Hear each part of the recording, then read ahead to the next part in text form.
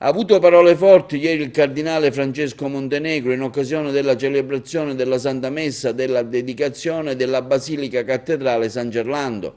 La funzione religiosa si è svolta sul sagrato della navata a sud della cattedrale, alla presenza di un centinaio di fedeli che hanno seguito con devozione la messa celebrata insieme ai sacerdoti e ai seminaristi di Agrigento.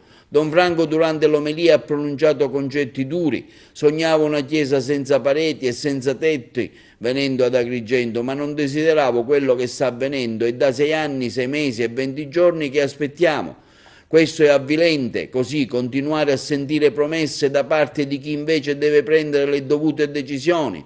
Il progetto che si sta portando avanti, messo su anche con fondi dell'arcidiocesi e che si è fatto anche carico delle spese della progettazione, riguarda solo la messa in sicurezza della cattedrale. Non occorrono apparecchi elettronici per vedere che giorno dopo giorno le crepe si allargano, i pavimenti si abbassano e i marmi si spaccano. Se dovesse succedere l'irreparabile, immagino lo scaricabarile sulle responsabilità. La cosa che mi dispiace di più, ha detto Don Franco, è però il disinteresse degli agrigentini verso la cattedrale, l'insensibilità di tanti cristiani agrigentini che non è meno grave del disinteresse della parte pubblica. Su cosa poggia la nostra fede di cristiani? Solo sulle tradizioni, ma così la fede, afferma il cardinale, rischia di diluirsi un poco alla volta perché vengono a mancare i riferimenti necessari dell'essere famiglia di Dio. La cattedrale è la chiesa del vescovo, che è colui che annuncia la parola di Dio, aiuta la comunità a crescere e a camminare. Il punto non è una chiesa in più o una chiesa in meno, ma trattasi della cattedrale. Il cardinale ha poi rivolto un ultimo concetto forte: la corruzione in questa provincia cresce, come cresce la povertà e la violenza, che da noi ha un nome particolare ed è mafia.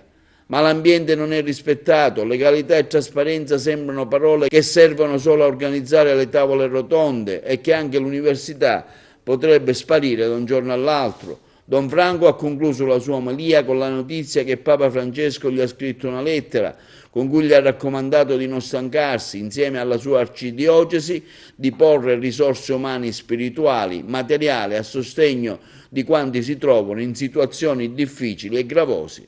Un momento importante nella memoria oggi della dedizione della Basilica alla Cattedrale di San Gerlando. Che cosa può rappresentare? Beh, per una chiesa la basilica, la cattedrale rappresenta sempre la chiesa madre, è la chiesa del vescovo, e di là il vescovo annuncia la parola e quindi conferma nella fede i cristiani. Per noi ha molta importanza la cattedrale, non è una chiesa qualunque, ma ripeto è la chiesa madre. Qui ad Agrigento ci troviamo in una situazione particolare, abbiamo una madre malata, siamo costretti a celebrare fuori e questo anche preoccupa, perché se si dovesse perdere questa presenza è un impoverimento non solo per la Chiesa ma per la città. Un evento che viene anche celebrato insieme a tanti preti della parrocchia, della provincia. Ma questo sì, perché appunto è la Chiesa madre, le altre chiese si spiegano perché c'è questa e quindi si capisce come l'albero che ha tanti rami, ma se manca il fusto i rami non reggono, ecco perché è la Chiesa del Vescovo, il Vescovo di cui annuncia la parola, come dicevo. Ci sono novità sulla cattedrale? E non lo deve chiedere a me, io le attendo, io conto i giorni che passano e purtroppo si allunga la fila dei giorni, siamo a 6 anni, 6 mesi e 20 giorni, credo una cosa. C'è un bando che si è fatto? Beh, sono passati 6 anni. Aspettiamo quanto tempo ci vorrà per il bando, aspettiamo, io dico sempre che anche ad Agrigento le leggi fisiche hanno un valore.